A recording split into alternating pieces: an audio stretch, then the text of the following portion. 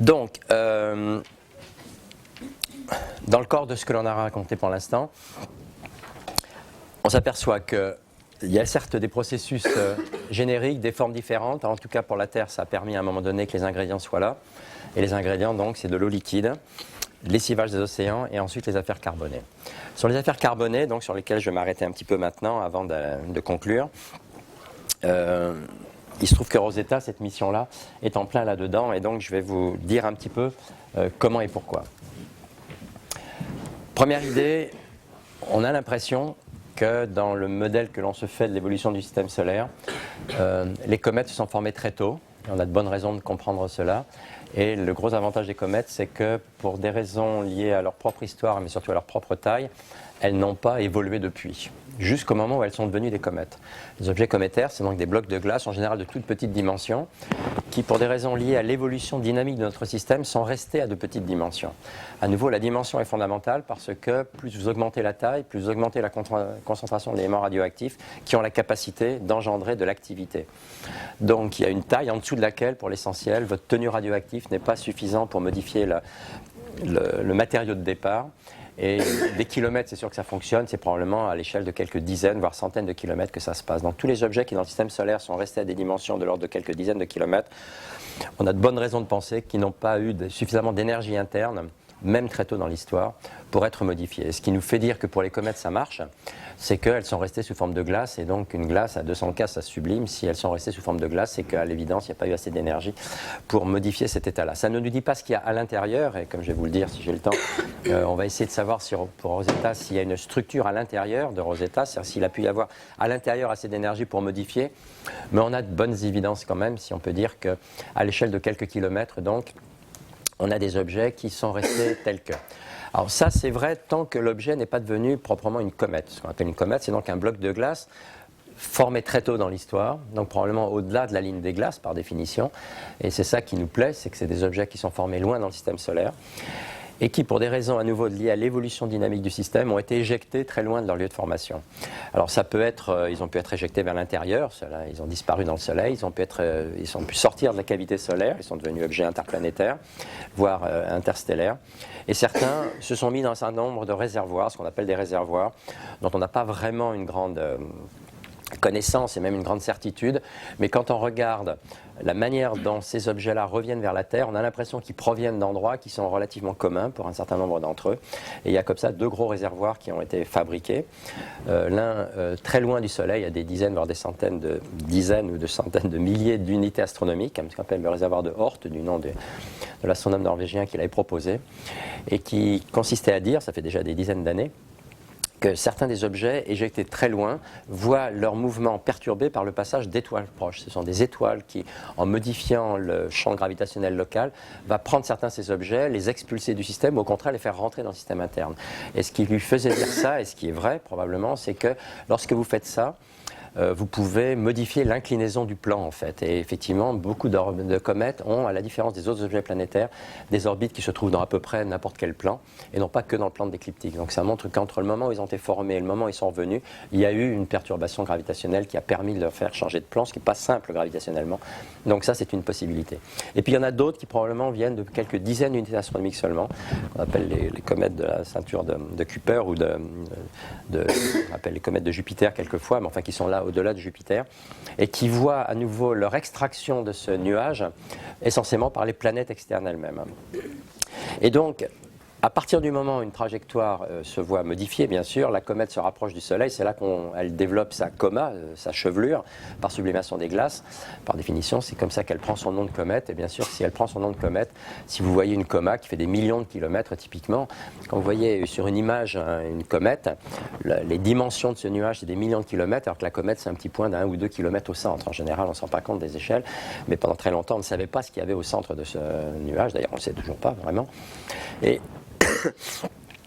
à partir du moment où elle se rapproche, la sublimation va éjecter plusieurs mètres de la surface.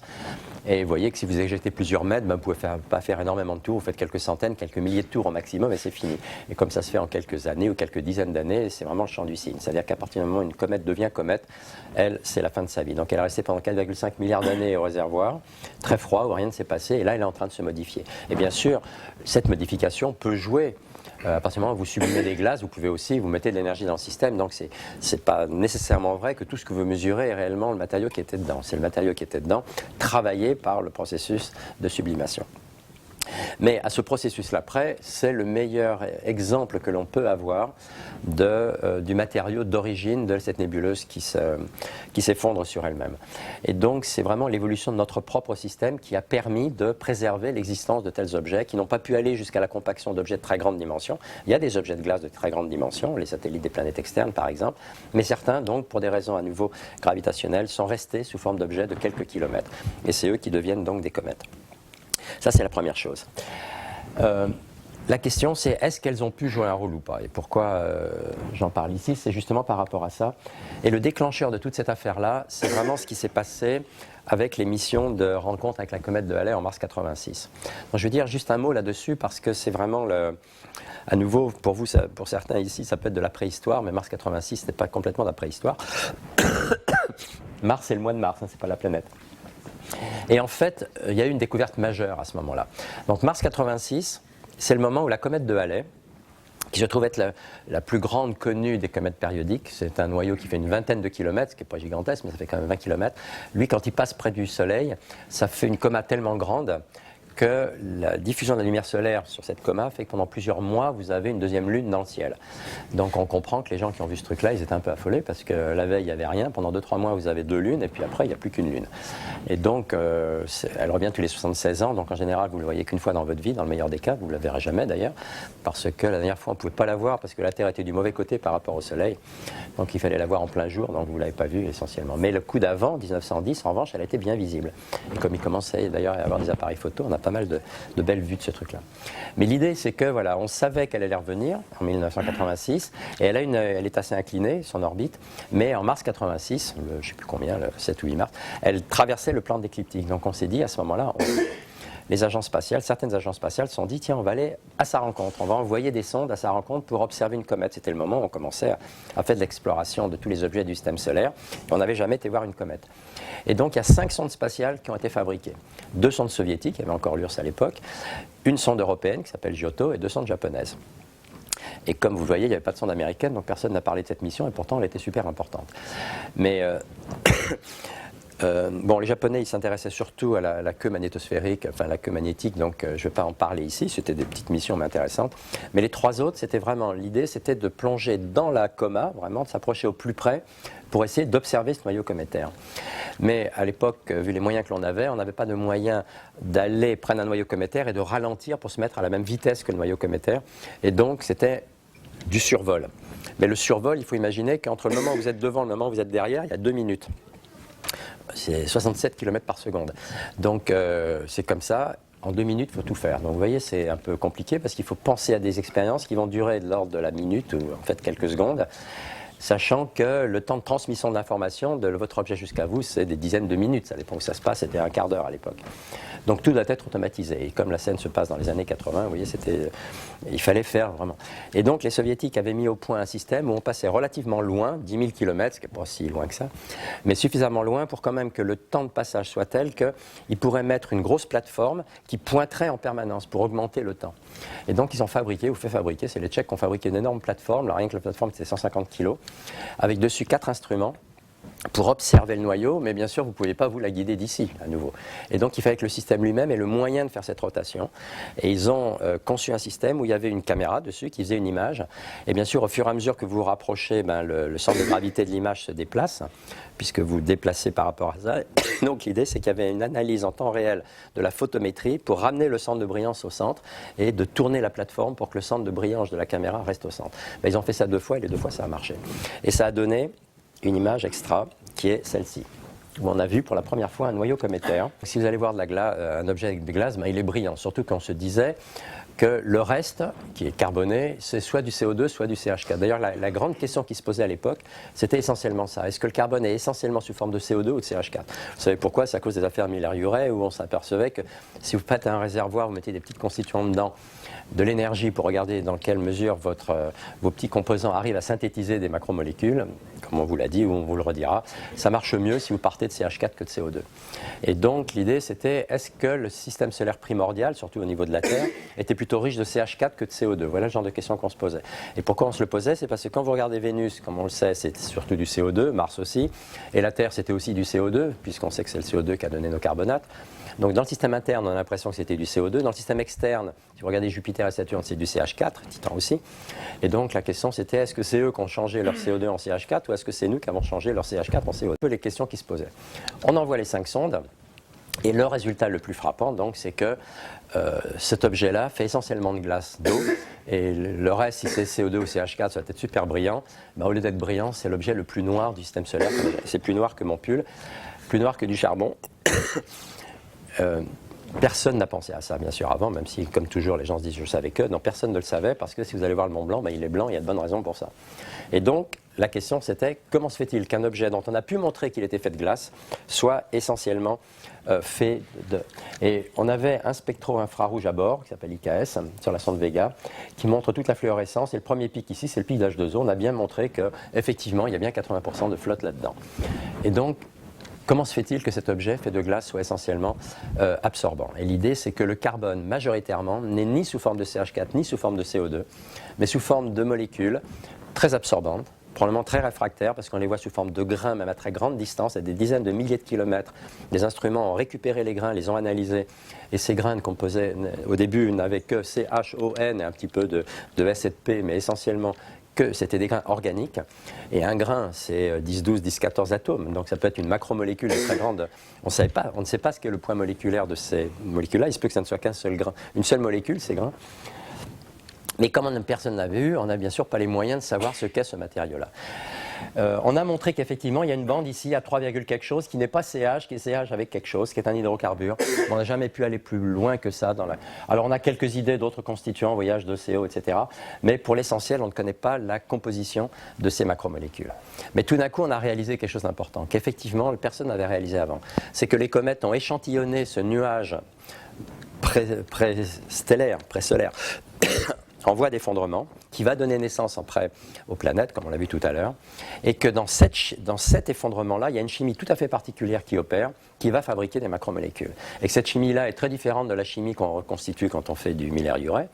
C'est une chimie entre ions, grains, gaz, sous relativement faible pression, bien sûr, on a des pressions très faibles pendant cet effondrement-là, et on ne connaît pas cette chimie-là, on ne connaît pas sa spécificité, on ne sait pas jusqu'à quel degré de complexité elle va.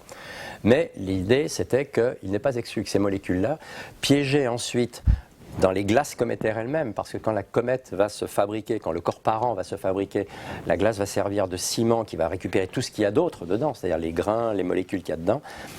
C'est pour ça que je dis que la comète échantillonne l'ensemble du noyau, sauf ce qui est complètement volatile, c'est H2 et hélium essentiellement, mais tout le reste est dans la comète. On a réalisé que ces comètes, c'est un matériau tout à fait remarquable, parce qu'il va nous dire quel est le matériau de départ de tout le reste. Tout le reste étant la possibilité, bien sûr, pour que ces noyaux de cométaires, qui vont éventuellement apporter de la flotte, un moment ou deux, puissent ensuite apporter ce composé organique dans les océans planétaires, en particulier dans les océans terrestres. Et donc, c'est un petit peu ça, l'idée de base, qui est rien n'empêcherait, a priori, que ce matériau cométaire soit le fameux chaînon manquant, sauf qu'il manque toujours. Et donc, une fois qu'on s'est dit ça, on s'est dit non seulement il faudrait le savoir, mais il faudrait savoir si cette chimie-là, elle est caractéristique de tout nuage qui s'effondre ou de notre propre nuage compte tenu de son origine, les filaments stellaires à partir duquel il s'est fait, la dynamique d'évolution, etc. En d'autres termes, ce n'est pas parce qu'on va trouver qu'il y a eu possibilité pour que ces molécules piégées dans les comètes aient servi ensuite de germe à l'émergence et à l'adaptation du vivant ensuite, que forcément ça va régler le problème en disant il y en a de partout dans l'univers. Parce que peut-être au contraire, et ça sera le stade suivant, que cette chimie-là, elle est elle-même très particulière à un type d'effondrement particulier. Donc, à nouveau, tout redevient génial quelque part. Il faut se donner les moyens d'avoir accès à la composition de ce matériau et ensuite essayer de recréer en laboratoire les conditions pour le fabriquer, pour savoir dans quelle mesure ce qu'on observe est générique ou spécifique à notre propre système. Et à ce moment-là, on s'est dit, il y a une seule possibilité de le faire, c'est de ramener ce matériau au laboratoire. Et donc la NASA et l'ESA, et à vrai dire toutes les autres agences de l'époque, elles se sont réunies pour fabriquer une mission qu'on a appelée CNSR, qui voulait dire Cometary Nucleus Sample Return. Aller sur un noyau cométaire, prendre un peu de ce noyau et le ramener sur Terre. Le SR, le Sample Return, est important. C'était ce qu'on voulait faire et ce qu'on souhaite d'ailleurs toujours faire. Aller sur un noyau cométaire, prendre de la glace et revenir sur Terre avec. Et donc cette mission-là, elle a été élaborée à la fin des années 80. Essentiellement entre la NASA et l'ESA, mais je vous ai dit, les Russes, les Soviétiques de l'époque étaient avec. Et puis bien sûr, il s'est passé ce qui passe souvent, c'est que la NASA a décidé de laisser tomber, sans même nous passer un coup de fil, et donc on s'est retrouvés seuls, incapables de faire seul cette mission qui est très complexe. On l'a vu déjà, aller sur un noyau cométaire, c'est pas simple, mais après mettre à poste automatiquement une fusée pour revenir n'est pas très simple. Donc on ne s'est pas senti de le faire. Et donc c'est comme ça qu'est née la mission Rosetta. En disant, puisqu'on n'est pas capable d'aller sur place et de ramener un bout d'échantillon, on va faire l'inverse, on va fabriquer un laboratoire qu'on va envoyer là-bas. Et ce qui s'est passé, et ce qui est en train de se passer, ce qui s'est passé en novembre, et ce qui est en train de se passer donc depuis, c'est exactement ça. C'est de fabriquer de quoi aller analyser sur place ce matériau. Alors bien sûr, ce n'est pas que pour ce que je vous dis, ce n'est pas que pour la composition organique du matériau de départ, mais très clairement, ça fait partie des objectifs prioritaires. Donc, il y a toute une, je vais passer là-dessus, il y a toute une élaboration du processus qui fait que Philae est né. Philae est né, juste d'un mot, parce qu'on dit trop souvent, l'ESA, l'Europe s'est posée sur une comète. C'est vrai quelque part, mais c'est pas vrai par ailleurs. C'est pas l'ESA, Philae, c'est pas l'ESA. C'est pas l'Agence spatiale européenne qui a fabriqué Philae. Philae, ça a été fabriqué par un consortium sur la réponse à un appel d'offres où on a demandé aux gens est-ce que vous voulez proposer un instrument. Ça a été proposé comme un instrument Philae, qui s'appelait au démarrage SSP, qui veut dire Surface Science Package. Vous aviez le droit de proposer un instrument pour dire tiens ouais, moi j'ai envie d'aller me poser dessus. La différence c'est que c'est pas l'ESA qui paye dans ce cas-là, c'est les gens qui vous soutiennent, c'est-à-dire pour nous le CNES par exemple. Et on a proposé comme ça, moi j'ai proposé une manip, d'autres en ont proposé, et c'est après beaucoup de,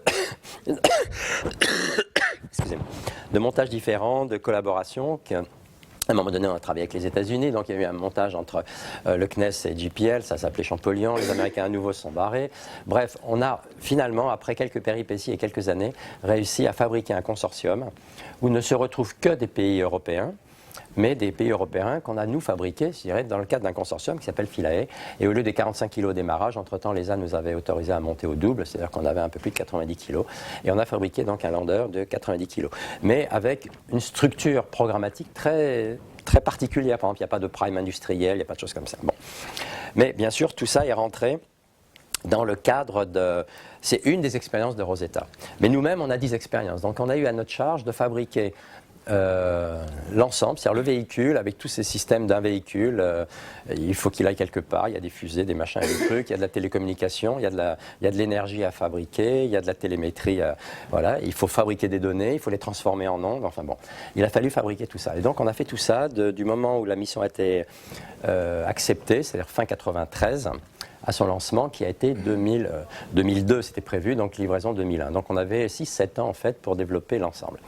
Et donc tout ce qui s'est passé après, c'est avec la technologie de l'époque, c'est-à-dire ce qui était disponible dans ce qu'on pouvait fabriquer dans les années 90 pour l'essentiel. Et tous les résultats que l'on va voir, mais pas forcément aujourd'hui, c'est des résultats obtenus donc sur la base de technologies qui datent typiquement d'une vingtaine d'années.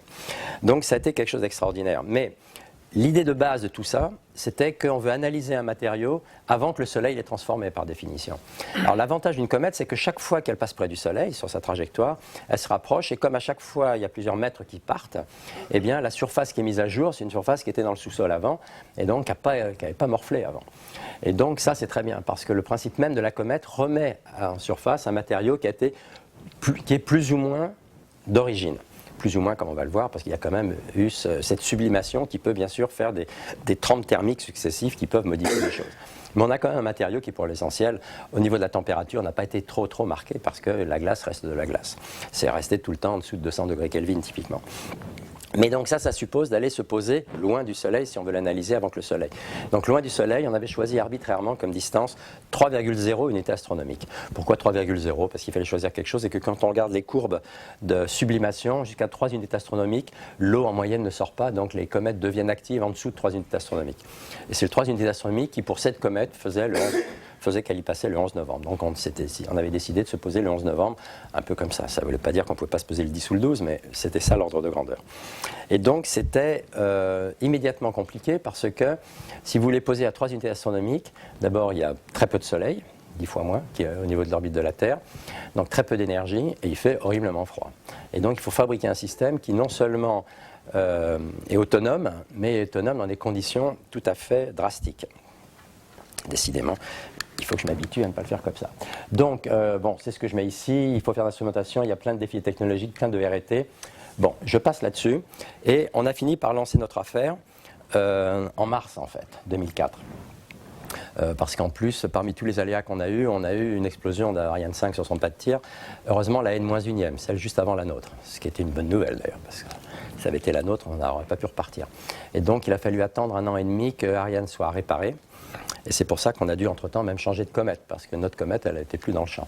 Il fallait trouver une comète qui avait le bon goût d'avoir une trajectoire telle que non seulement on pouvait l'atteindre, mais on pouvait ensuite se mettre sur la même orbite, à la même vitesse que la comète. Pour ça, il faut beaucoup freiner.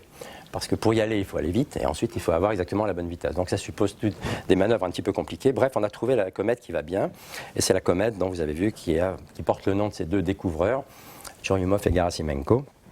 Churyumov étant l'astronome et Gerasimenko, on pourrait dire sa secrétaire, qui est en fait une astronome aussi, mais on a voulu que son nom soit dessus aussi, évidemment. Et les deux vivent toujours, c'est des Ukrainiens qui sont en pleine forme. Et donc, voilà l'engin que vous voyez ici sur une image d'artiste, où vous voyez le lander qui est ici. Donc ça, c'est 1 mètre cube, typiquement, avec des énormes panneaux solaires. Pourquoi? Parce qu'en Europe, on n'utilise que des panneaux solaires. On n'a pas de générateurs radioisotopiques, on n'a pas le droit de les utiliser, on ne sait pas le faire bien d'ailleurs. Et donc, même si vous allez loin, eh bien, vous avez des panneaux solaires. Or là, pour retrouver la comète par derrière, il a fallu aller au-delà de l'orbite de Jupiter. Et donc, vous êtes tellement loin qu'il y a très peu d'énergie solaire, et comme on est uniquement énergie solaire, ça fait des grands panneaux solaires. Donc on a 60 mètres carrés de panneaux solaires, c'est 2 fois 15 mètres de long. Donc chaque panneau, c'est la largeur ici. Donc vous imaginez 2 fois ça, c'est notre sonde. Donc c'est une sonde un peu compliquée pour ça, avec une dizaine d'instruments dessus, dont donc notre propre engin ici. Donc vous voyez qu'il est lui-même tapissé de panneaux solaires, avec l'idée que sur place, ça nous permettra éventuellement de survivre. Donc il a fait voilà. Et l'idée c'était que un jour il se passerait ça. Tout ça c'est des dessins d'artistes comme on a dit, qu'on a fabriqué. À l'époque c'était le 24 novembre, on a changé plusieurs fois la date. Mais voilà, ça c'est ce qu'on espérait qu'un jour se passerait. Et donc on avait un rêve, et ce rêve est resté notre rêve jusqu'au 12 novembre dernier.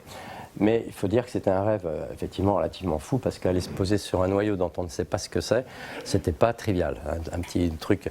La première comète, elle faisait 700 mètres. Celui-là est un peu plus gros, mais en fait c'est un inconvénient que ça soit plus gros, parce que s'il est plus gros, il y a plus de gravité, et donc d'ailleurs on a vu le résultat, ça nous fait une vitesse au sol plus grande qui fait qu'on peut rebondir. Enfin bon. Donc voilà, ça c'était notre rêve. Et l'idée c'était que scientifiquement, ce qu'on voulait, parce que le but, c'était pas de se poser pour se poser, c'est se poser pour faire quelque chose. Et ce quelque chose, c'est ce que j'ai résumé ici. Essayer de déchiffrer les processus et les ingrédients qui sont responsables de cette diversité planétaire dont j'ai parlé beaucoup tout à l'heure. Qu'est-ce qui fait qu'il y a pu y avoir des chemins d'évolution différents? Essayer de comprendre un petit peu ça. Est-ce qu'il y a des ingrédients particuliers là-dedans, dans cette série de processus? Et est-ce qu'en particulier, certains d'entre eux ont été clés pour l'émergence et l'évolution du vivant? Et donc, il y a plein de défis technologiques sur lesquels je vais passer vite parce que ce n'est pas le but ici, mais ils sont nombreux. Je vais vous donner simplement un exemple qui est un problème énergétique, que vous compreniez un petit peu. On va se poser donc dans un endroit où il va par définition faire très froid. Très froid veut dire que typiquement à l'extérieur, il va faire 100-120 degrés Kelvin, même pas. On va être en dessous de moins 150 degrés pour l'essentiel. Or, c'est très difficile de fabriquer des systèmes dont l'électronique travaille à ces températures. Toute l'électronique que vous connaissez, vos téléphones, etc., si vous les mettez à moins 2 degrés, déjà, ils commencent à affaiblir et vos batteries ne travaillent plus du tout. Or là, on a de l'électronique à l'intérieur, on a 40 kg d'électronique, indépendamment des instruments qui sont à l'extérieur, on a 40 kg d'électronique qui doit être à une température supérieure à, en principe, elle est qualifiée pour moins 65, disons, moins 70 degrés, moins 75 degrés Celsius. Mais dehors, il fait 100 degrés de moins à l'extérieur. Donc il y a déjà 40 kg à réchauffer de 100 degrés. Donc vous imaginez un paquet de 40 kg à réchauffer, vous avez 40 kg, 100 degrés. Ça, c'est une des choses à faire. Et puis ensuite, on va faire de la science avec. La science, c'est, bon, indépendamment des télécommunications, de tout ça, on a 10 instruments à bord. Je n'ai pas marqué la liste là, je pourrais si ça vous amuse, mais on a par exemple une foreuse pour aller chercher des échantillons. Et comme on ne savait pas dans quoi on allait forer, il faut être capable de forer dans quelque chose réputé aussi dur que du béton. Et donc on voulait être capable d'aller 30 cm dans du béton. Donc on a une foreuse pour aller 30 cm dans du béton. Si vous allez vous acheter une foreuse pour aller dans du béton à 30 cm, vous allez prendre même pas 500 watts parce que vous prendrez 2000 watts. On a, dans les 10 instruments, on a 2 spectromètres de masse à haute tension. Donc on monte à 10 000 volts plusieurs fois. On a des magnétomètres, on a 7 caméras, 2 microscopes. Enfin, on a énormément de choses. Et bien pour tout ça, on a une puissance qui, selon les moments, varie entre 5 et 10 watts. 10 watts, c'est la moitié de la petite loubarde que vous avez dans votre frigo. Et avec ça, il faut faire tout ce que je viens de vous dire, c'est-à-dire chauffer de 100 degrés, 40 kg, etc. Donc ça suppose des développements technologiques impressionnants pour arriver, dès qu'il y a un photon qui arrive, il faut qu'on l'utilise, quoi. Et on a montré que ça fonctionne, voilà. Mais ça a été très compliqué en quelques années de fabriquer ça, avec la technologie de l'époque. Aujourd'hui, on ferait un peu différemment. Mais en tout cas, voilà ce qu'on a fait et voilà pourquoi ça... Donc là, vous avez une idée un petit peu du système. La suivante, vous avez, j'aurais pu en montrer d'autres, mais bon, vous avez un peu une idée du système. Il y a 3 pieds qui se sont ouverts pendant la descente avec des vis en principe. Là. Ça, par exemple, c'est un système de déploiement qui, avec un petit marteau ici, rentre ça dans le sol pour mesurer le gradient thermique. On voulait avoir une idée du flux thermique. Ça, c'est un magnétomètre qui s'est ouvert, qui a donné des résultats très impressionnants d'ailleurs, parce qu'il a une sensibilité telle qu'il peut mesurer le champ magnétique interplanétaire, donc du vent solaire, dans les 3 directions, avec une sensibilité qu'il n'y a jamais eu. Et il nous a beaucoup servi, je vous donnerai un résultat. Il y a des caméras tout autour, ça s'appelle les caméras Shiva. Ça c'est un système APX qui se met au sol et qui va mesurer la composition élémentaire du sol, avec des sources radioactives pour exciter les transitions de tous les éléments métalliques qu'il y a là-dedans, etc. Tout ça, c'est la foreuse, avec ici la capacité donc de sortir ici, avec un outil tout à fait particulier, puisque cet outil il est capable à nouveau d'aller dans du béton sur 30 cm avec 2 watts seulement, etc. Donc voilà, c'est tout ça. Et ça, c'est à peu près, en fait, une fois projeté ici, c'est à peu près la taille réelle. Vous avez à peu près le système. Et tout ça, ça fait une centaine de kilos. Et c'est à l'intérieur qu'il y a les 40 kilos à réchauffer, qui vont être critiques pour la suite. Ça, c'est un mot sur le système d'imagerie, pour plusieurs raisons, mais l'une, c'est que c'est nous qui l'avons fait. Donc ça, c'est le lander vu d'en haut.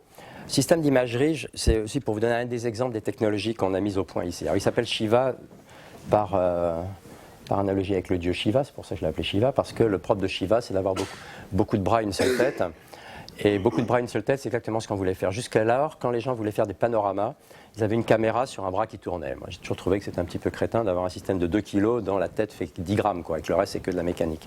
Et donc, au lieu de faire ça, on s'est dit, non, on ne va pas faire ça, on va fabriquer des micro-caméras et on va tapisser tout autour. Parce que les micro-caméras, si on en met tout plein, d'abord il y a de la redondance, et puis c'est quand même plus... Il n'y a pas de pièces mobiles, ça risque pas de se déglinguer. Donc on a fabriqué des micro-caméras et on en a mis tout autour. Ça, c'est les champs de vue. Et on reconstitue le champ de vue avec la juxtaposition de 6 champs de vue de 60 degrés, dont un, on a mis 2 caméras ici pour faire de la stéréo. Donc voilà ce qu'on a embarqué. Et voilà les caméras qui sont toutes petites. Dans ça, c'est les panneaux solaires. Et voilà. Bon. Ça fait 5 cm, ça c'est l'arrière. Donc ce sont finalement des petits cubes qu'on a fabriqués.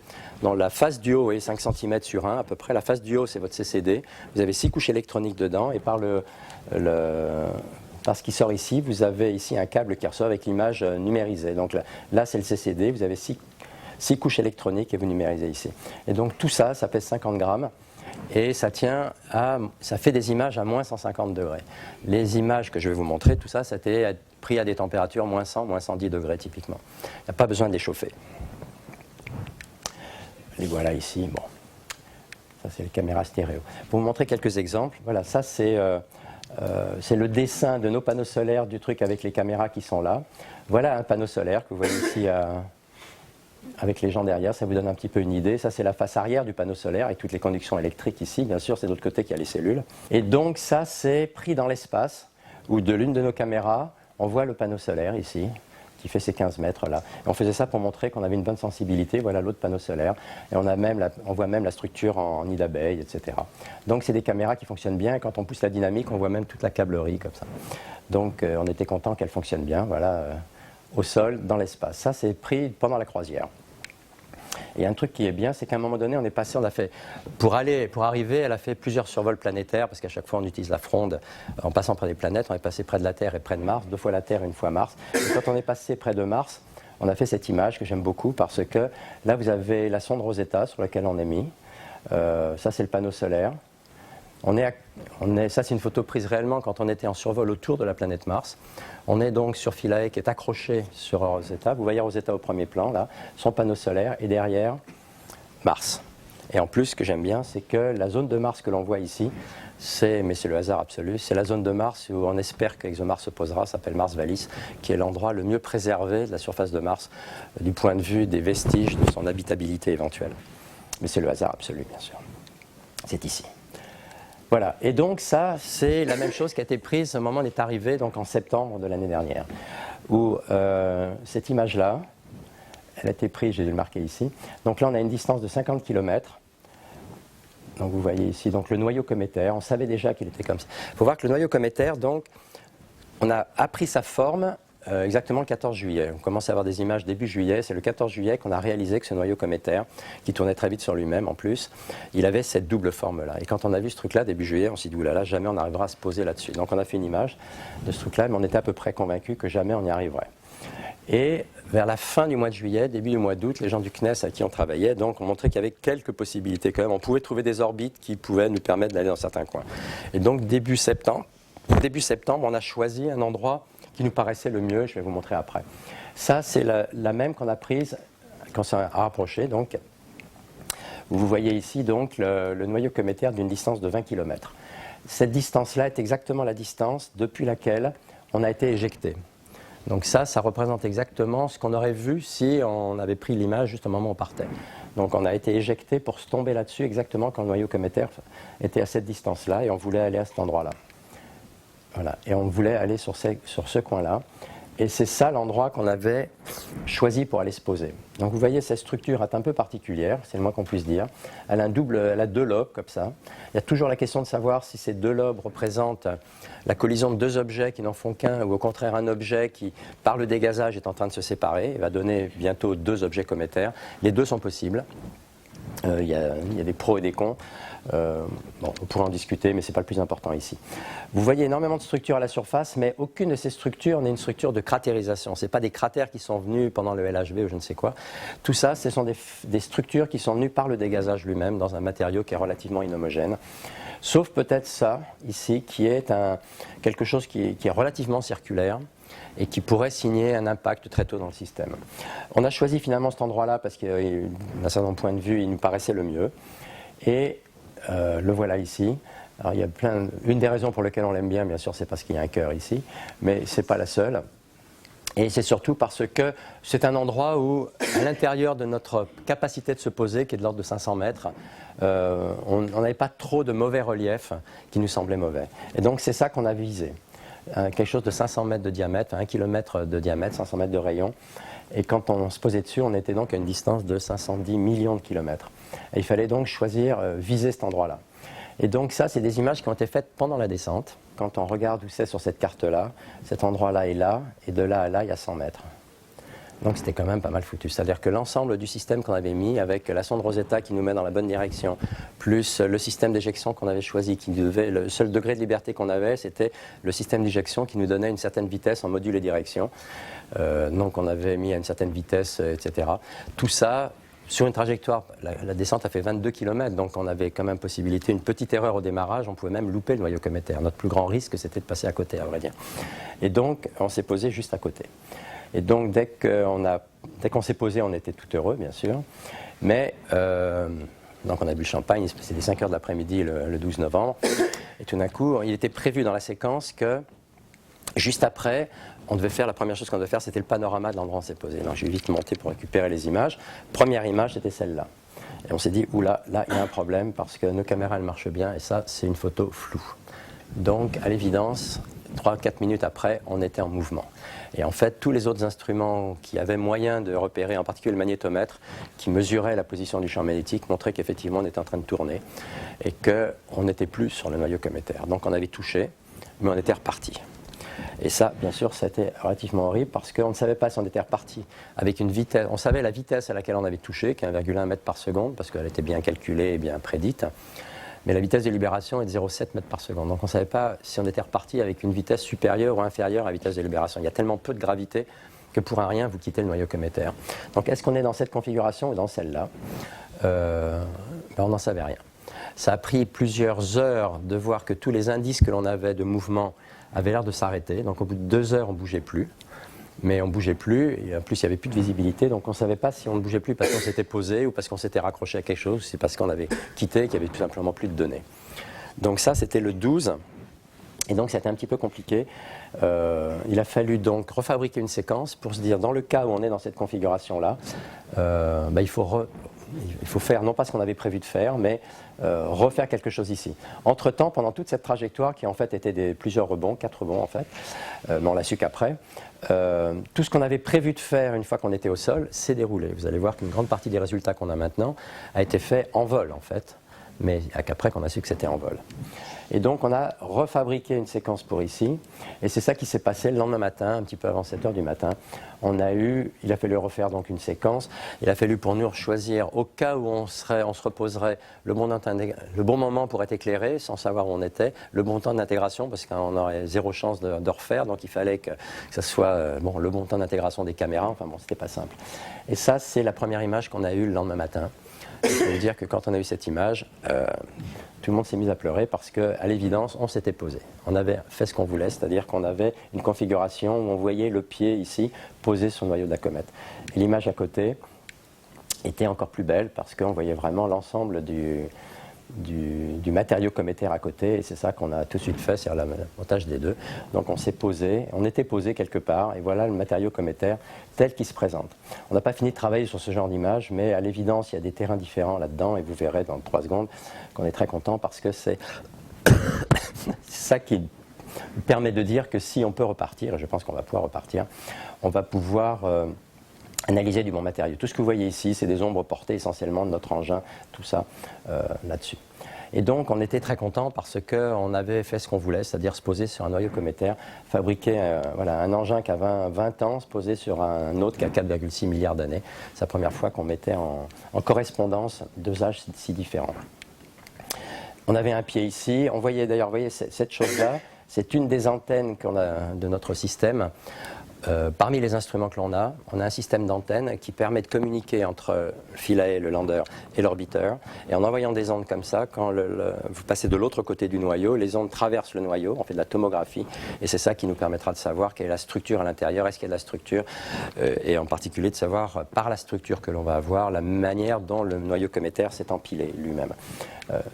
Et donc, le rêve était devenu réalité, mais assez rapidement, on s'est aperçu que c'était un petit peu plus compliqué que ça, que cette image, elle est comme ça, que celle-là, elle est là, mais quand on regarde les autres, on s'aperçoit que ce pied-là, il n'y a rien derrière. Donc on était un peu étonnés. Et heureusement, on a une dynamique tellement extraordinaire avec ces caméras que quand on stretch un peu la dynamique, mais vous voyez, pour ceux qui ont fait un petit peu de choses, on a deux unités, on a 2 DN, c'est-à-dire que vraiment, il n'y a pratiquement pas d'information, c'est tout noir. Mais on a ces caméras sont suffisamment bonnes pour que quand on fasse ça, et qu'on le fait encore mieux, on voit que devant nous, alors c'est un peu trompeur parce qu'il faudrait la retourner à 90 degrés pour se rendre compte de l'horizontale locale, parce qu'en fait, le nord, si vous voulez, le haut est par là. On a ça devant nous. Et on a cette falaise qui est devant nous, pas forcément très haute, à 1 mètre ou 2. Là, ce que vous voyez, c'est les reflets du pied sur la paroi ici. Ça, vous voyez, avec les fractures qui sont comme ça, c'est vraiment des blocs de glace qui sont devant nous. Voilà ce que l'on a devant nous, là. Et puis, voilà toutes ces fractures de glace. J'appelle ça la falaise du Péréhélie parce que, grâce à elle, on pense qu'on va pouvoir travailler plus longtemps qu'on ne pensait. Dans l'endroit où on devait se poser, là où on s'est posé, qu'on a rebondi après, l'éclairement est tel qu'à partir de la fin du mois de mars, c'est-à-dire dans quelques semaines, il fera trop chaud, et au contraire, le problème, c'est que parce qu'il fera trop chaud, on ne sera pas capable de survivre en s'approchant du soleil. Grâce à l'ombre qu'on a là, c'est le contraire qui se passe. On est peut-être trop froid, mais au moins on pourra travailler plus tard. Donc en supposant... Ciao Francis. En supposant qu'on va pouvoir survivre, et je vais vous dire un petit peu, on va pouvoir continuer les opérations. Voilà, donc il y a un pied, lui il est complètement en l'air, on a une autre antenne ici que vous voyez sur le fond du ciel.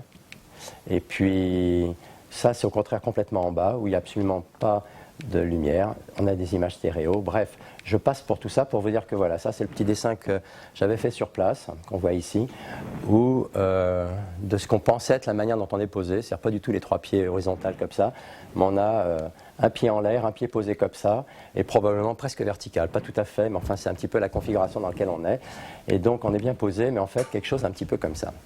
Et donc c'est pas a priori idéal pour opérer, mais au moins on y est.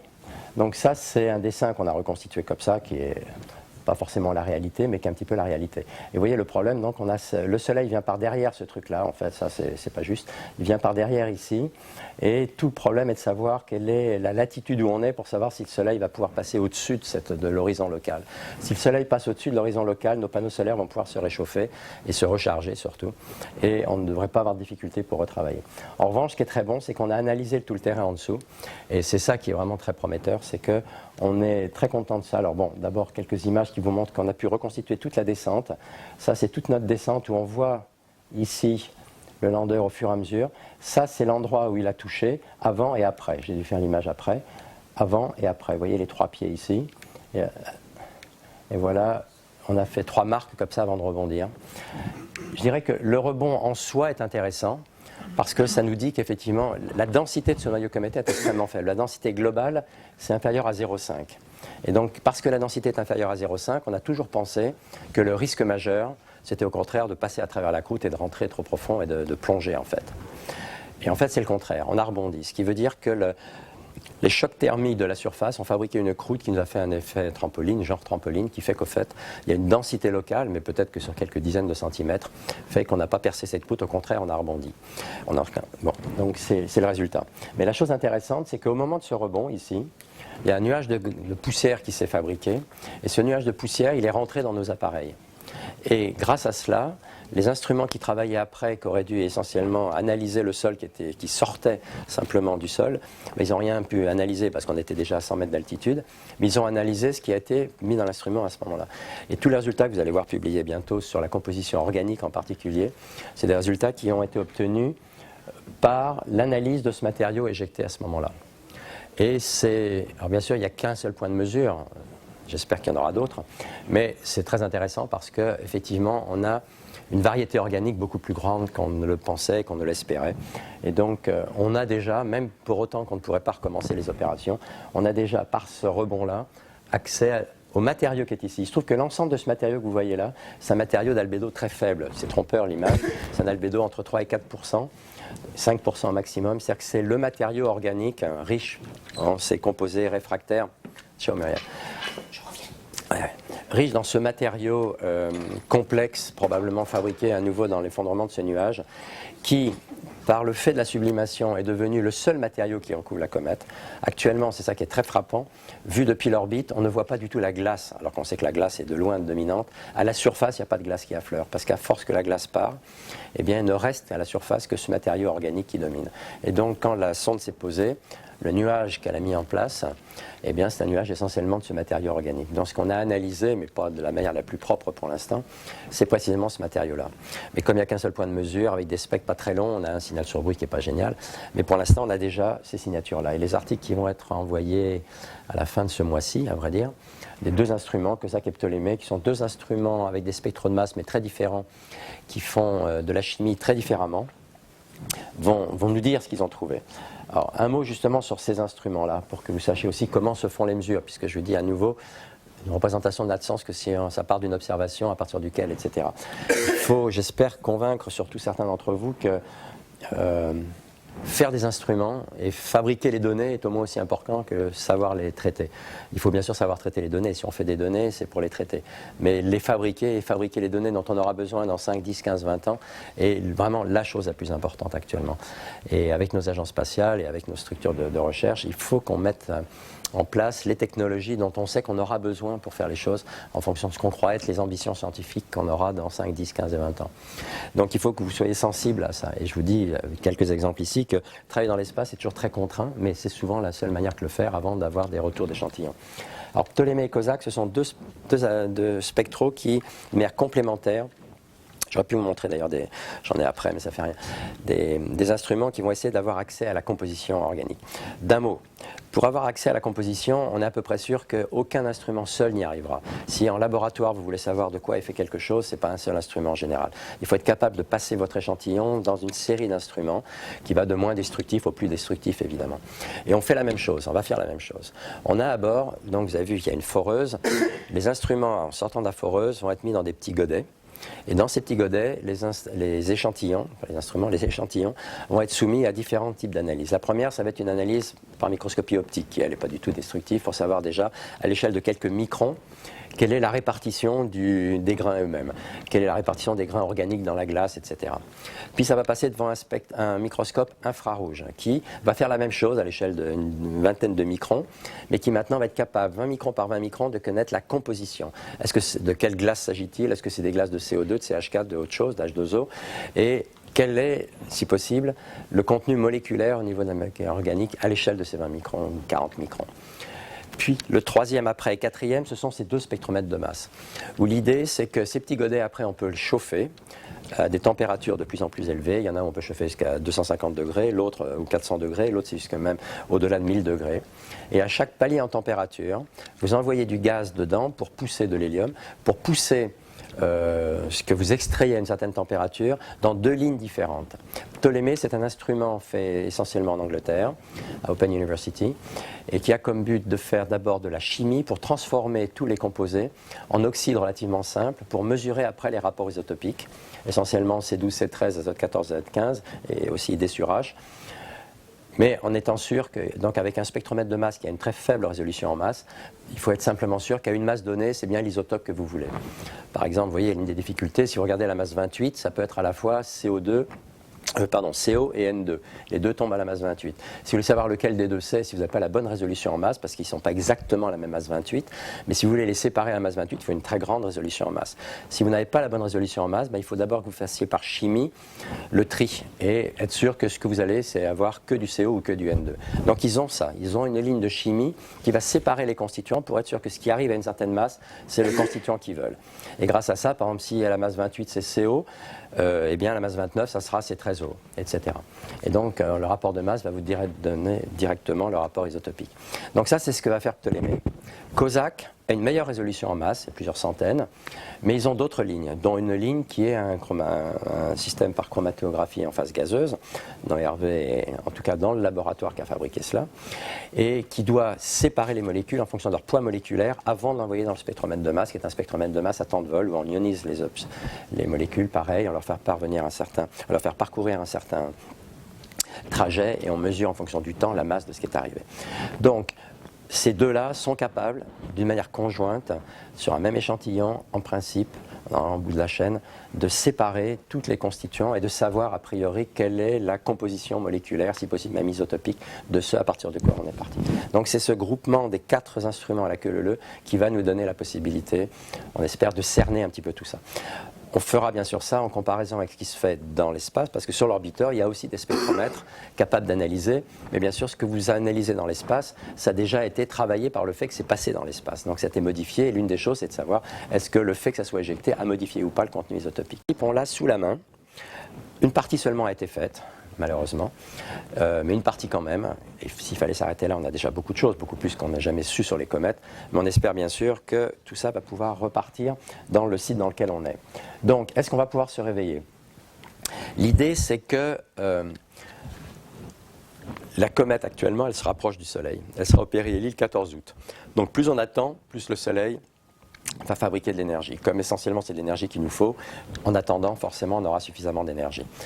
Au pire, on attend juin, et au mois de juin, c'est sûr qu'il y aura assez d'énergie pour fabriquer les quelques dizaines de watts dont on a besoin. Quand on s'est arrêté le 12 novembre, la dernière mesure qu'on a fait, on avait 3,5 watts sur les panneaux solaires, mais après la rotation, on pense qu'on est dans le tour de 5 watts. 5 watts de disponible, c'est ce qu'il nous faut pour rebooter le système. Pour après communiquer, il faut encore 5 watts de plus. Ça paraît pas beaucoup, mais il faut doubler la mise. Il n'est pas exclu qu'on soit déjà dans une telle configuration.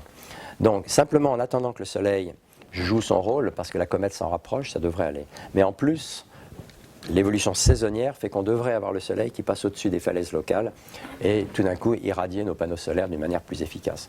Donc si tout ça va bien, on devrait ou on pourrait ne pas être trop mal en configuration pour réveiller le système bientôt.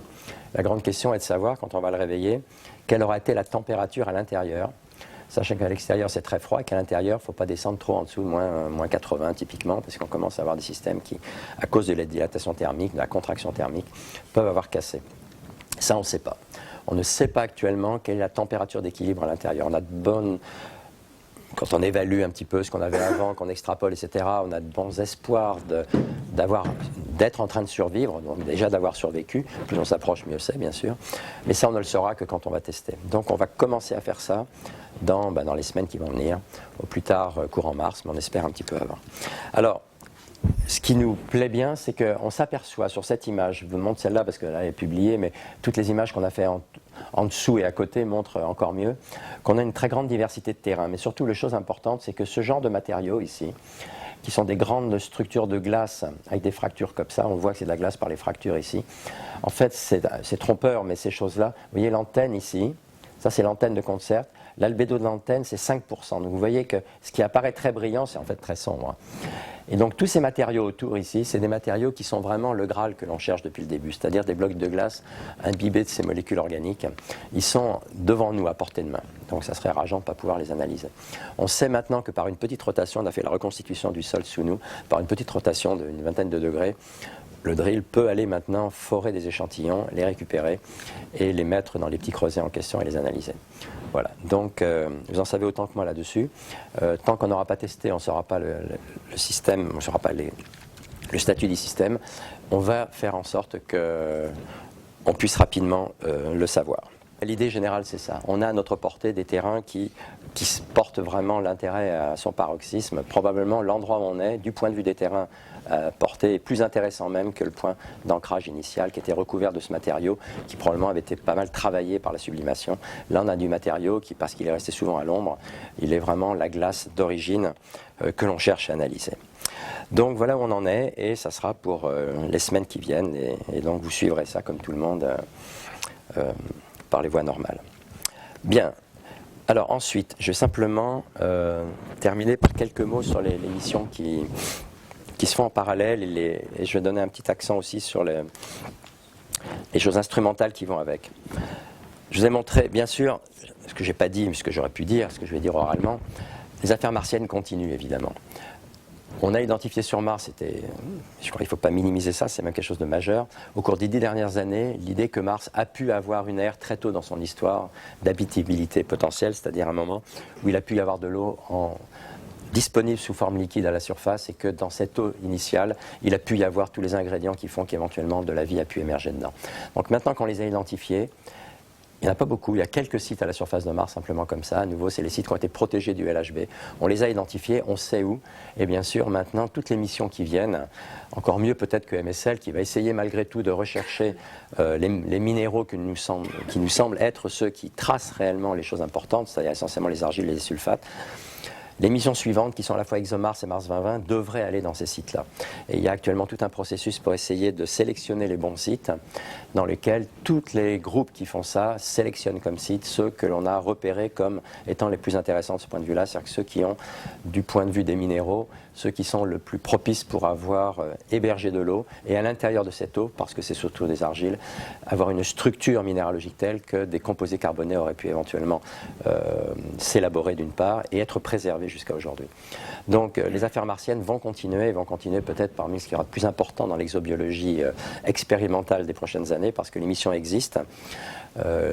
Et c'est des missions qui, à nouveau, vont nous dire s'il a pu y avoir le passage de l'organique au vivant. Avec cette chose incroyable derrière, c'est que selon la réponse à cette question, on aura énormément de réponses différentes. Si on s'aperçoit qu'effectivement il a pu y avoir le passage vers le vivant avec des formes très certainement rudimentaires, on pourra, à nouveau, comme je le disais tout à l'heure, expliquer pourquoi ça n'a pas pu aller plus loin sur Mars alors que ça a pu aller sur Terre et suivre l'évolution.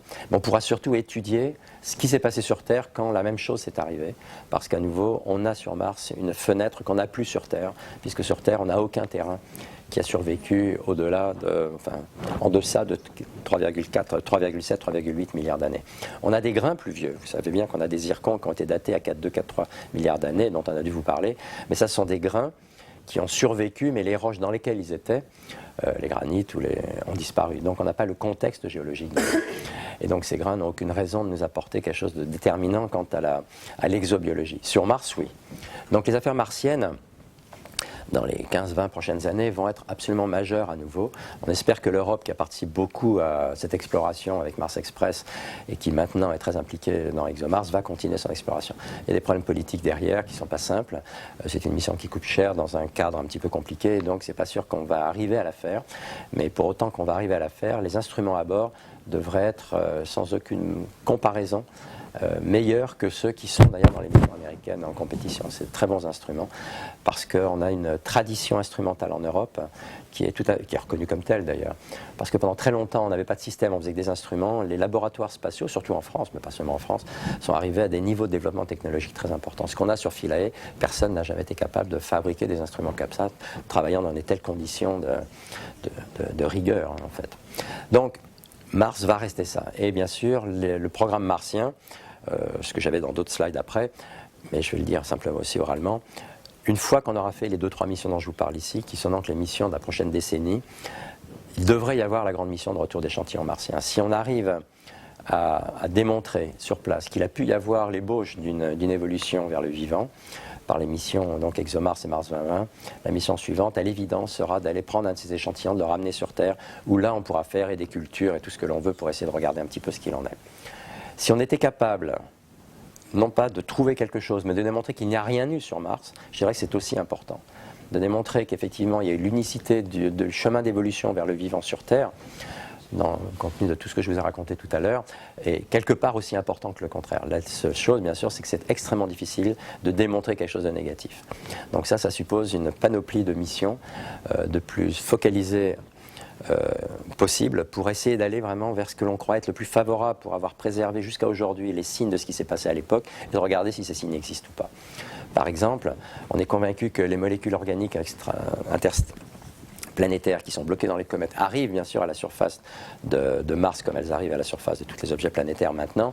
Il faut être capable à la fois de les analyser, donc d'avoir un signal de fond qui montre qu'on a une sensibilité telle qu'on mesure ce qui arrive du ciel, et en même temps de voir éventuellement dans certaines argiles, dans certains échantillons, qu'on a été à un stade de complexité plus grande que celle-ci. Ça, c'est des choses qu'on pourrait faire in situ, c'est certainement des choses qu'on fera par retour d'échantillons. Donc je suis convaincu que parmi vous, un bon nombre d'entre vous vont continuer ou vont travailler sur les affaires martiennes, soit directement sur les manips embarquées, soit en préparation des manips de retour d'échantillons, qui ne pourront pas ne pas avoir lieu, à mon avis, dans la décennie des années 20 et 30. Ça, c'est donc tout le pôle qui tente à essayer de comprendre s'il a pu y avoir le passage au vivant, et je pense qu'il n'y en aura pas d'autres équivalentes là, à nouveau, parce que Mars, de loin, est l'objet le plus favorable pour avoir eu de l'eau stable à l'état liquide à sa surface. Il y a deux autres directions sur lesquelles les gens travaillent donc maintenant. L'une, c'est d'essayer de regarder donc les ingrédients de départ, comme on est en train de faire avec Philae, et d'essayer, dans la panoplie de tous les objets qui ont pu garder la mémoire de ce qui s'est passé au démarrage, d'essayer d'analyser les échantillons qui en ont gardé la trace aussi. Essentiellement, on va vers ce qu'on appelle des petits corps à nouveau, parce que, comme je vous l'ai dit, plus le corps est grand, plus sa réserve énergétique sont grandes, et donc plus sa capacité de remettre à zéro la mémoire est importante, et donc on perd l'information primordiale. Donc il faut aller sur des objets de petite dimension. Et parmi ces objets de petite dimension, il y en a une particulière qui est intéressante, que sont les astéroïdes de type C. Donc Francis a dû vous en parler. Dans la panoplie de toutes les météorites, il y en a qui viennent de petits corps très particuliers, qu'on appelle les astéroïdes C, C comme carbone en fait, qui sont des astéroïdes qui sont peu nombreux, qui sont la source de toutes les chondrites carbonées, qui sont une grande diversité, vous avez vu, de chondrites carbonées, mais toutes viennent d'un petit nombre d'objets qui ont comme particularité d'être riches en eau et en composés volatiles, et en particulier carbonés. Ça peut aller jusqu'à 20% de composition, par opposition aux autres. On a toutes les raisons de penser que ces objets-là se sont formés aussi tôt, probablement pas aussi tôt que les comètes, mais ont bloqué aussi ce matériau d'origine dans leur propre structure sans avoir eu la possibilité de le modifier. Donc on est intéressé à savoir ce qu'il en est. Bien sûr, l'avantage des astéroïdes C, c'est qu'on a de temps en temps des échantillons qui nous en viennent, les chondrites carbonées. Et donc on travaille déjà là-dessus. Donc il n'y a pas le même degré d'intérêt quelque part, dans la mesure où on ne peut pas dire qu'on part de zéro pour les astéroïdes C, alors que pour les comètes, on part de zéro parce qu'on n'a pas d'échantillon cométaire tel que, sauf peut-être certaines micrométéorites, dont on peut vraiment connaître l'origine. Mais pour les astéroïdes C, le problème, c'est qu'entre le corps parent, l'astéroïde, et la météorite, il y a un tas de processus qui arrivent, qui sont l'éjection d'astéroïdes, puis la rentrée atmosphérique, puis etc., et la traversée interplanétaire, dont on n'est pas sûr qu'elle-même n'a pas joué pour modifier le contenu organique en particulier. Et donc, rien ne remplacera, bien sûr, une expérience qui tente à aller sur un astéroïde C, analyser, si possible, ramener des échantillons bien préservés. Donc ça, c'est un type de mission que les Japonais adorent. Ils ont une communauté petit corps très efficace. Je vous ai dit, ils en avaient déjà fait deux sondes pour aller dans la queue de la comète de Halley en 86. Et les mêmes, ou le même laboratoire qui s'appelle l'ISAS, dans la banlieue de Tokyo, fabriquent des missions, de petites missions, à l'échelle de ce que serait le CNRS chez nous. C'est des petites missions qui ne coûtent pas cher du tout, mais très flexibles, très souples et très efficaces pour ça. Ils en ont fait une qui s'est appelée Hayabusa 1. Qui avait comme but d'aller se poser sur un astéroïde. Alors là, ils avaient choisi un astéroïde facile, si on peut dire, donc relativement proche. On prend des géocroiseurs, c'est-à-dire des satellites, des astéroïdes qui traversent l'orbite de la Terre à un moment donné pour ne pas avoir à aller trop loin. Et si possible, un qui a une orbite telle qu'avec la fusée que l'on a, on peut aller à sa rencontre et se ralentir suffisamment.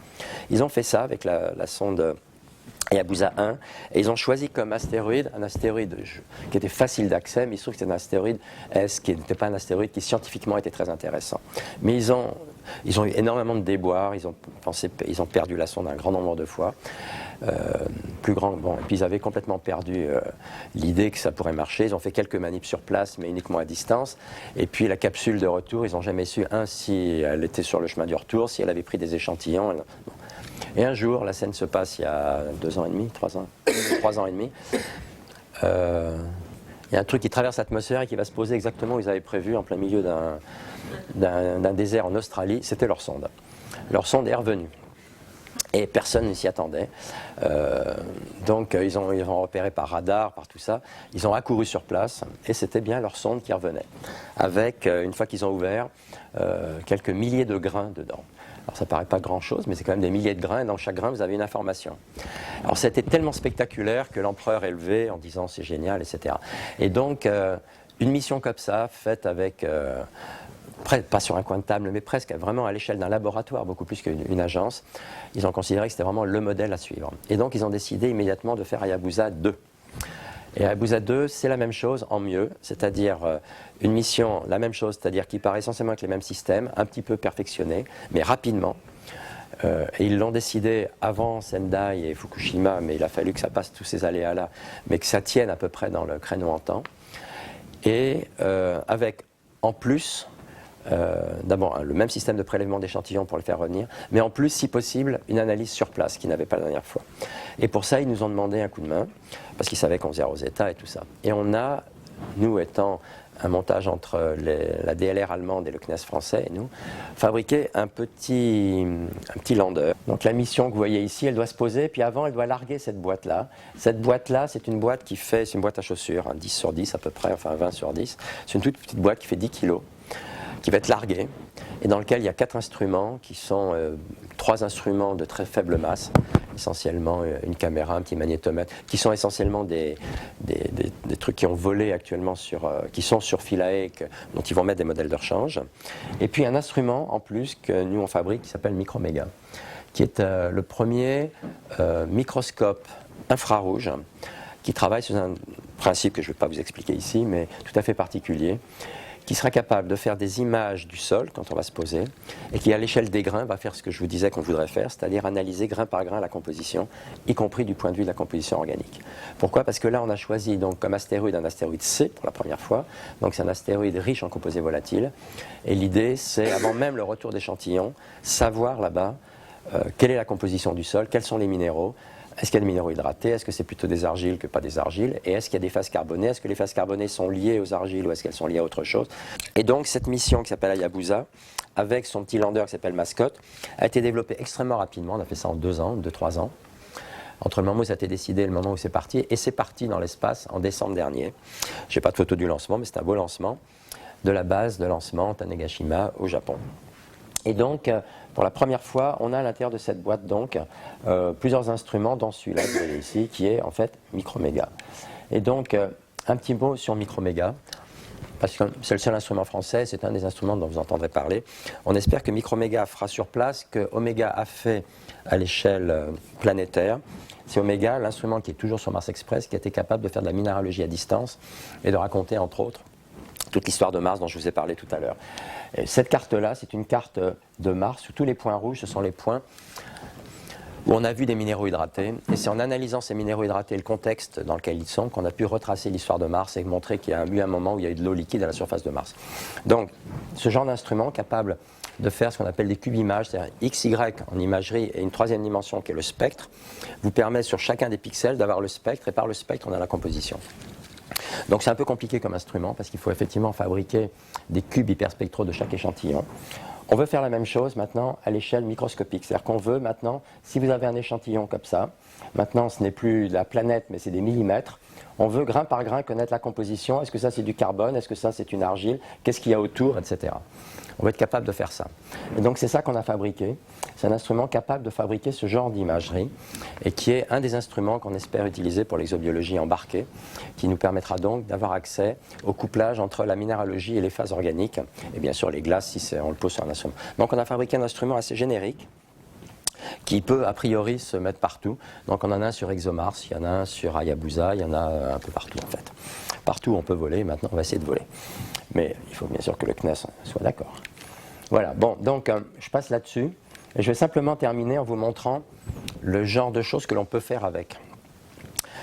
Et juste quelques images, mais que j'aime bien. Ce que vous avez ici, c'est un champ qui fait 3 mm sur 3 mm. Ici, le biais ici, c'est parce qu'on a une cible d'étalonnage qui nous permet d'étalonner notre appareil. Et là, on a fait un mélange de, pour ceux qui connaissent un peu de minéralogie, c'est 3 argiles différentes. Les argiles, ce sont des silicates en feuilles. Donc vous avez des feuilles de SiO2, SiO4 en l'occurrence, entre lesquelles vous avez des cations. Et parce que c'est des feuilles, l'eau se met dans ces feuillets. Et avec les feuillets et l'eau, vous avez d'autres cations qui peuvent se mettre. Et selon les cations, vous avez des réactions plus ou moins différentes qui peuvent se faire. Mais les cations, et c'est ça qui est très important, vous donnent le processus par lequel votre argile s'est fabriquée. Pour fabriquer une argile, d'un mot, vous avez besoin d'une roche basaltique que vous lessivez dans de la flotte. Chaque fois que vous avez une argile dans le jardin, vous pouvez dire, là il y avait du matériau volcanique qui a barboté dans de l'eau, si possible dans de l'eau chaude, pendant très longtemps. Longtemps pour en dire, c'est pas des semaines, c'est des milliers ou plus d'années bien sûr. Mais plus vous augmentez le lessivage, plus vous allez changer la composition du liquide à partir duquel vous allez faire votre argile. Et donc les cations ne vont pas passer en même temps en solution. Le dernier à passer en solution, c'est de l'aluminium. Donc si vous avez une argile très riche en aluminium, ça veut dire que le lessivage avait été très long. S'il n'y a pas du tout d'aluminium, c'est que vous avez juste un petit lessivage rapide. Donc tout ça, c'est pour vous dire qu'effectivement, en fonction de ce que vous mesurez, vous avez une idée du processus qu'il y a avant. Et donc c'est un peu ça. Par exemple, le kaolin, c'est que d'aluminium. Donc c'est vraiment la phase ultime, il n'y a que aluminium. La nontronite, au contraire, c'est que MgFe, moment ionite aussi. Donc voilà, ici on fait un mélange, et tout ça c'est pour montrer que quand on fait une image monochromatique, on n'a aucune idée de qui est qui. Dès qu'on a la possibilité de faire le spectre, et de faire une image où on identifie les grains par certaines des bandes ici qui sont caractéristiques, je ne vais pas vous dire lesquelles, peu importe, caractéristiques de tel ou tel minéral, mais on peut savoir qui est qui. Et là, par exemple, voilà, on peut montrer que ça c'est la momorionite, ça c'est du kaolin, etc. Et donc, rien qu'avec un appareil comme ça, vous pouvez avoir l'idée à l'échelle des grains individuels de savoir quelles sont les phases minérales, non seulement de dire qu'il y a des argiles, mais même à l'intérieur des argiles, lesquelles vous avez. Donc il y a une information, le jour où on sera capable de faire ça sur un astéroïde, ça nous renseignera énormément sur l'activité qu'il y a eu à la surface de votre astéroïde qui a permis de synthétiser telle ou telle chose. Quand je vous dis qu'il faut faire barboter de matière organique par de l'eau, il n'y a pas eu ça sur un astéroïde, et pourtant il peut y avoir eu des argiles, donc le type d'argile nous dira éventuellement quel type de processus métamorphique il a pu y avoir. Donc c'est un peu ça l'objectif.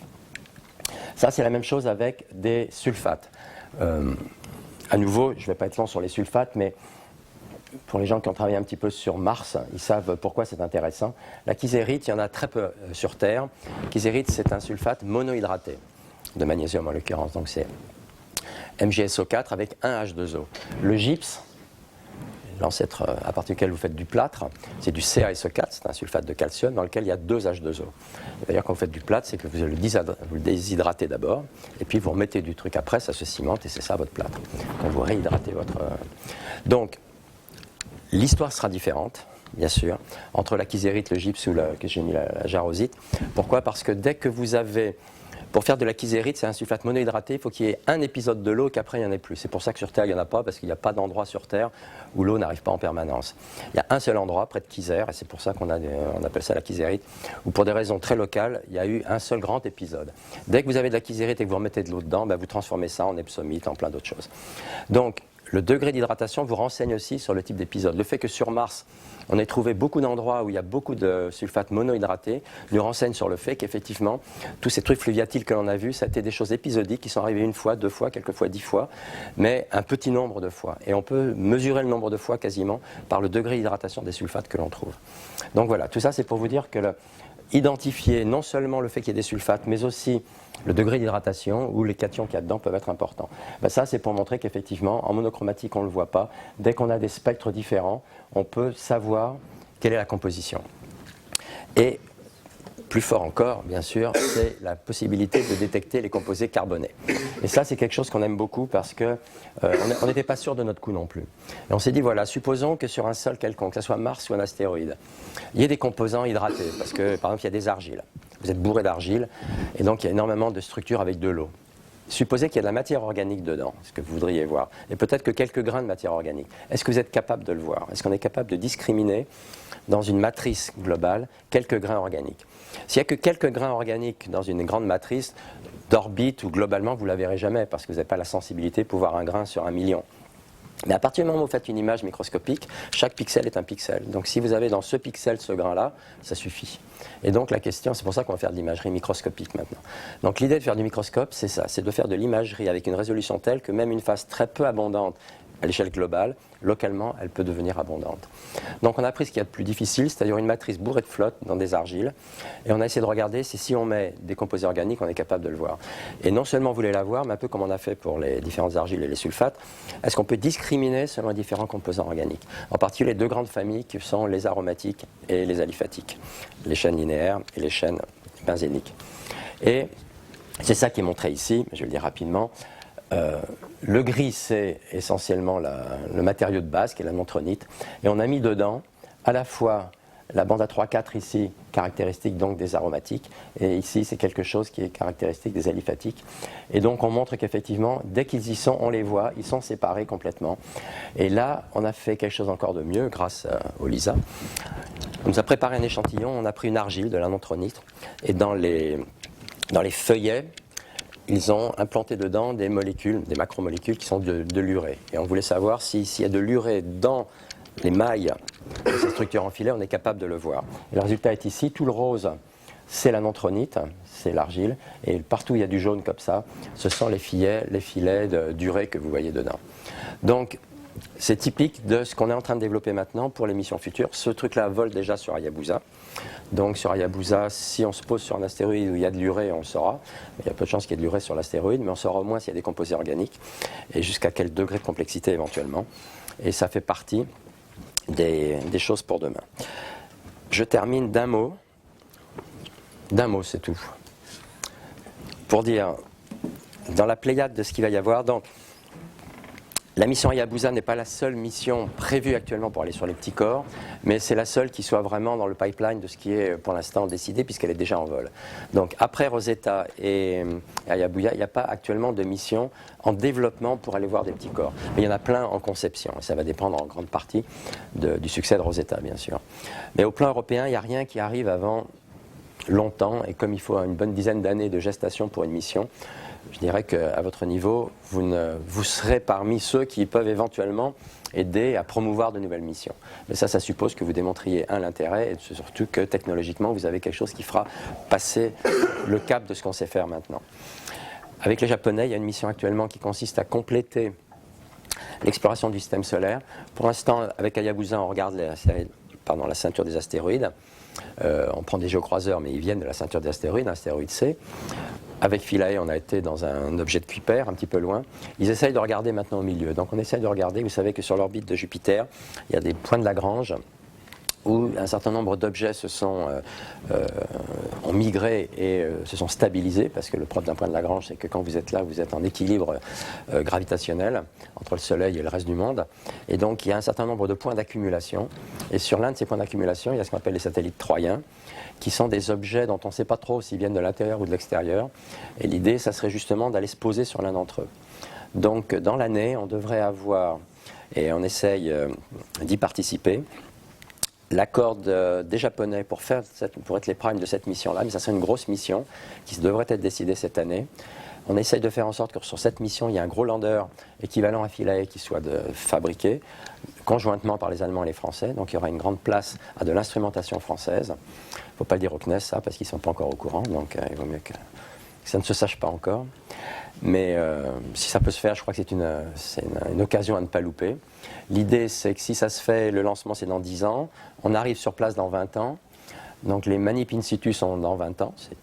Ça colle pile avec vos âges. Et le retour d'échantillons, c'est 10 ans plus tard, parce qu'en plus, on ramène des échantillons. Et donc dans 30 ans, on a les résultats, ici en laboratoire, où on pourra comparer la composition d'échantillons qui viennent des Troyens avec les manips in situ faits dans 20 ans. Donc on se retrouvera dans 35 ans pour discuter de ça. Pour Hayabusa 2, j'ai oublié de vous dire qu'on se pose en 2018, donc bientôt. On repasse près de la Terre en fait en janvier prochain, on fait un rebond comme ça début 2016 et on fonce, on arrive en 2018, on se pose, donc Mascot va analyser le sol en 2018. Et juste après, il y a des échantillons qui sont prélevés, qui arrivent ici, fin 2020, début 2021. Donc dans peu de temps, dans 6 ans, on devrait avoir un retour d'échantillons d'un astéroïde C. Donc on pourrait comparer la composition à ce qu'on va mesurer in situ.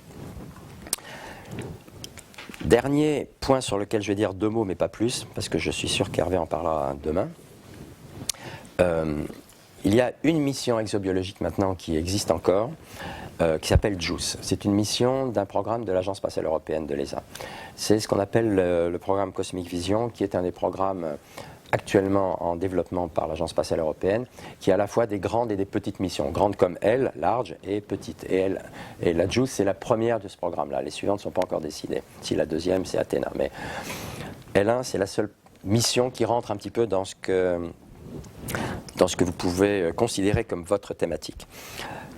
Pourquoi est-ce qu'elle appartient à votre thématique? C'est que ce qui a poussé à la sélection de cette mission, c'est de se dire, dans le système solaire, pour la raison un petit peu que je vous ai discuté aujourd'hui, de l'eau à l'état liquide, il n'y en a que sur Terre, on peut comprendre maintenant pourquoi. De l'eau à l'état liquide, il a pu y en avoir ailleurs dans le passé, il n'y a à peu près que Mars qui est le bon candidat. Donc si on pense que l'eau est un ingrédient nécessaire, en tout cas qui aide, nécessaire n'est peut-être pas le mot, mais en tout cas qui favorise une évolution chimique qui peut aller jusqu'au biologique, il faut trouver où il y a de l'eau. À la surface, on fait tout avec le programme martien, je vous en ai parlé beaucoup. Maintenant, bien sûr, on peut trouver de l'eau à l'intérieur. Pourquoi? Essentiellement, j'ai dû mettre ça ici. Non, je n'ai pas mis ça, voilà. Il y a une particularité du diagramme de l'eau, c'est que cette courbe ici, c'est-à-dire le passage solide-liquide, il n'est pas vertical, il est un petit peu en biais. En exagérant, il est comme ça, d'accord? Ce qui veut dire que si vous êtes comme ça, si vous prenez le solide et que vous êtes à ce point-là, par exemple, sous une atmosphère, et que vous augmentez la pression, forcément, à un moment donné, vous tombez à l'état liquide. Donc, cette particularité du diagramme de phase de l'eau fait que vous passez du solide au liquide en augmentant la pression. Si vous voulez couper de la glace, il ne faut pas chauffer votre couteau, il faut l'aiguiser. Si vous aiguisez votre couteau, simplement la pression devient plus forte et vous coupez de la glace. Vous le savez de votre pratique de tous les jours. Donc ce changement de phase solide-liquide en augmentant la pression, et bien sûr, dès que vous quantifiez un peu les choses, vous dit que typiquement, sous 2 à 3 km de glace, la pression est telle que sous 2 à 3 km de glace, l'eau est forcément à l'état liquide. Donc s'il y a quelque part dans le système solaire des objets qui ont quelques kilomètres de glace, en dessous, il y a forcément de l'eau liquide. Et quand on regarde où il y en a des comme ça, il y en a un sûr, c'est celui que je vous ai montré tout à l'heure, qui est Europe. Europe est un objet qui est recouvert de glace. Ça, c'est des images anciennes, je les aime bien parce que c'est Voyager qui les a fait, mais on a d'autres images, bien sûr, plus récentes par Cassini, quand elle est passée, et par Galileo, mais pour l'essentiel, c'est la même idée. Quand on travaille sur ces images-là, on s'aperçoit qu'effectivement, il y a de la glace, mais quand on regarde cette glace avec ses crevasses, on a l'impression qu'elle a flué sur quelque chose, et ce quelque chose, c'est probablement l'eau liquide sur laquelle elle tient. Donc, on peut avoir, sur Europe, typiquement, des océans sous-marins, enfin sous-glaciaires, subglaciaires, et le fait qu'il y ait de l'eau subglaciaire, bien sûr, pose la question de savoir est-ce que dans cette eau, il ne pourrait pas y avoir une activité quelconque. Donc ça, c'est un des cas possibles, mais ce n'est pas le seul. Il y a d'autres endroits, en particulier sous Ganymède, qui a un petit peu le même genre de structure. Ganymède, je vous ai montré tout à l'heure une image. C'est une image mixte où on voit de la glace et de la caillasse, mais probablement aussi sous Ganymède, à le même genre de profondeur, quelques kilomètres de profondeur, il doit y avoir aussi de la glace. Sous quelle forme de l'eau liquide? Qu'est-ce qu'il y a en dessous de l'eau liquide? Est-ce que c'est de la caillasse ou autre chose? On n'en sait évidemment rien. Mais il y a toutes les raisons de penser que cette eau peut être elle-même en interaction avec de la roche.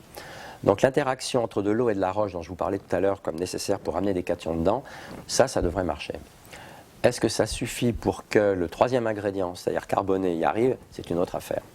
Donc on ne sait toujours pas s'il peut y avoir une activité organique, voire vivante là-dedans, mais ça vaut le coup de le rechercher. Et donc c'est pour ça qu'essentiellement, la mission JUICE a été faite pour aller dans le système de Jupiter et essayer d'analyser le mieux possible les satellites. Le problème de Jupiter, c'est que c'est un objet qui est très magnétique, et donc si vous vous rapprochez trop de Jupiter, il y a énormément de particules très énergétiques qui sont fabriquées. Il y a un flux de particules à 1 million d'électronvolts égal au flux des particules du vent solaire qui est dans le kilo-électronvolt ici. C'est-à-dire qu'on multiplie d'un facteur 1000 l'énergie, on a le même flux de particules. Donc la plupart des constituants électroniques, etc. ne tiennent pas. On a un vrai problème. Donc on va essayer de rester relativement loin, ce qui fait que Io, par exemple, on ne pourra pas le voir autrement que de très loin. Mais pour ceux qui sont, comme Ganymède et Callisto, suffisamment éloignés des ceintures de radiation, on pourra faire ça. Donc JUICE est essentiellement faite pour étudier Callisto et Ganymède, mais elle va faire quand même quelques survols d'Europe, pour la raison que je vous ai expliquée tout à l'heure. Donc ça, c'est une mission qui a été décidée. Les instruments ont déjà été aussi sélectionnés. Et comme les instruments ont été sélectionnés, on sait à peu près qui sont les laboratoires qui sont impliqués. En France, il y a un seul laboratoire qui a la responsabilité d'un instrument. L'instrument s'appelle MAGI, c'est un peu l'équivalent d'Omega. C'est un instrument qui va faire de la spectrométrie infrarouge, à nouveau de l'imagerie hyperspectrale en orbite.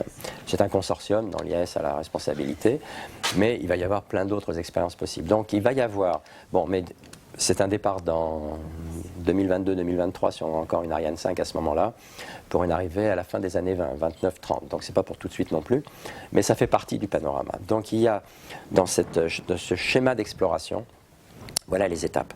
Donc ça peut paraître loin, mais il faut voir que toutes les missions ont typiquement ce genre de constante de temps. Il y a très peu de missions, sauf éventuellement les missions martiennes, mais même ce dont je vous parle sur le retour d'échantillons, c'est aussi à l'échelle de 10, 15, 20 ans. C'est la constante de temps à laquelle on travaille, typiquement en exobiologie expérimentale maintenant. Je suis absolument convaincu que l'exobiologie a eu un virage important avec l'accès au spatial, parce que pour la première fois, on a une approche réellement scientifique. Pour la première fois, à partir des données, on peut se faire une représentation qu'on peut aller valider sur place. Depuis qu'on fait cette validation, il y a énormément d'allers-retours. Beaucoup de choses ont changé. La première chose qui a changé, de mon point de vue, c'est vraiment cette notion d'unicité ou de diversité des chemins d'évolution, qui est quelque chose qui est en train de se construire. Si vous faites un sondage dans la communauté même planétaire en France, je pense que vous ne trouverez personne d'accord avec ce que je viens de dire. Mais je suis convaincu que ça prend son chemin. C'est-à-dire que plus on va dans l'interprétation et dans la compréhension des processus qui ont mené à ce que nous sommes aujourd'hui, plus les gens acceptent cette idée que la diversité des formes prises par les mêmes processus entraîne des chemins d'évolution extraordinairement différents. Et ça, comme je vous l'ai dit, ça colle avec ce qu'on trouve sur les exoplanètes maintenant. À nouveau, ça ne veut pas dire que dans des environnements différents, ce qu'on appelle le vivant ne va pas avoir des capacités d'adaptation qui fait que même genre de forme peut se trouver ailleurs. Mais ce qui va, à mon avis, disparaître, c'est l'idée qu'il y a un chemin d'évolution unique, déterministe, qui, à partir des quarks, ne peut qu'aboutir au cerveau humain. Je pense qu'il faut qu'on abandonne cette idée-là, le plus rapidement sera le mieux, et que ce n'est pas parce qu'actuellement il n'y a qu'un seul univers observable que... Parce que vous savez, ce qu'il y a derrière tout ça, il y a l'idée que pour avoir l'évolution que l'on a actuellement, qui passe des quarks aux protons, etc., on s'aperçoit qu'il a fallu des conditions très particulières, que si vous changez un petit peu les conditions, vous avez autre chose. Et donc ça a donné naissance très rapidement à l'idée que puisque quelqu'un voulait arriver là, il a tout réglé pour que ça arrive là. Non. C'est pas parce qu'en changeant les conditions, vous avez un autre chemin d'évolution que ce chemin d'évolution était prévu. C'est pas parce qu'il a fallu une collision particulière qui a donné naissance à la Lune que la collision a pris cette forme-là. Mais il se trouve que cette forme-là a donné naissance à la Lune, qui a stabilisé le climat, qui a permis une adaptation. Tralala. Donc je pense que plus ça va, plus on va s'habituer à cette idée que de cette diversité des chemins d'évolution a né la diversité de ce qu'on observe aujourd'hui, qui se ramène à un petit nombre d'interactions, mais dans une diversité à nouveau des champs d'interaction très tôt, qui sont liés aux aspects chaotiques auxquels on a fait un petit peu allusion tout à l'heure, qui est tout à fait fondamental. Là-dessus va se greffer bien sûr le vivant. ma propre idée, c'est que le concept même de vivant va évoluer à la même vitesse que la recherche là-dedans. C'est que, vous savez, la notion de force, par exemple, que vous avez toujours, sur laquelle nous avons tous grandi, hein. Il y a quelque chose d'extraordinaire avec ça. Quand Newton voit tomber la pomme et dit c'est la même chose qui fait tomber la pomme et qui fait tourner la Lune autour de la Terre, c'est génial. Et quand il dit il suffit de caractériser les particules par un nombre que j'appelle la masse et je calcule l'interaction, M' sur R2, c'est grandiose. Et à cause de ça, la même chose pour la charge et la force coulombienne, on arrive à comprendre le monde avec 4 types d'interactions. Mais c'est force quand on réfléchit. Comment la pomme sait que la Terre existe? Pourquoi la Lune sait que la Terre existe? C'est quoi ce truc-là? C'est de la magie noire, ce truc. Et donc, il a fallu beaucoup de progrès de la physique pour arriver à l'idée que ce qu'on appelle une force, c'est une interaction à distance, il faut bien que l'information passe, et donc en fait, vous devez échanger quelque chose. Et qu'en fait, ce qu'on échange, c'est des particules, et que les forces ne sont rien d'autre que... Les forces ne font que traduire les particularités, ou les caractéristiques des particules d'échange. Donc on a tout un processus comme ça. La même chose avec Boltzmann au 19e siècle, avec température et énergie cinétique. Donc on utilise, et la même chose avec la masse d'ailleurs, masse et énergie. Donc on utilise souvent des notions nées bien avant qu'on comprenne la réalité de cette notion-là. Et en fait, dès qu'on essaye d'aller plus loin que cette réalité-là, il faut dépasser cette chose-là.